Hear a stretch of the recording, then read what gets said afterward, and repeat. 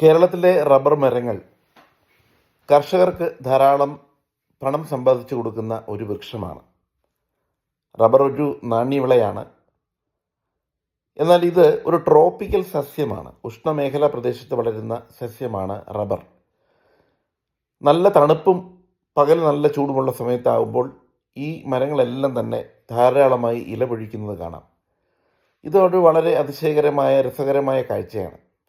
ഈ ഇലകൾ മുഴുവൻ പൊഴിച്ചു കളഞ്ഞാൽ മരങ്ങൾ പിന്നെ എങ്ങനെ ഭക്ഷണം ഉണ്ടാക്കും? പ്രകാശ സംശ്ലേഷത്തിലൂടെയാണല്ലോ ഭക്ഷണം ഉണ്ടാക്കുന്നത്. ഇതിനൊരു കാരണമുണ്ട്. ഇത്തരത്തിലുള്ള ട്രോപ്പിക്കൽ സസ്യങ്ങളെല്ലാം തന്നെ ഇല പൊഴിച്ച് അവയെ തങ്ങളുടെ സ്വയം വളമാക്കി മാറ്റുകയാണ് ചെയ്യുന്നത്.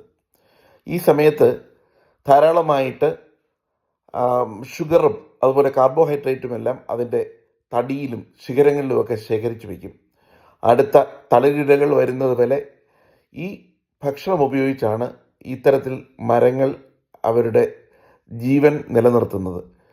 ശരിക്കും പറഞ്ഞാൽ ഇത്തരം ഒരു പരിപാടി അവയ്ക്ക് സ്വജീവനത്തിനുള്ള, അവയ്ക്ക് പ്രായപൂർത്തിയാകുന്നതിനുള്ള, അവയ്ക്ക് കാലാതിവർത്തിയായി നിലനിൽക്കുന്നതിനുള്ള ഒരു തന്ത്രമാണ്.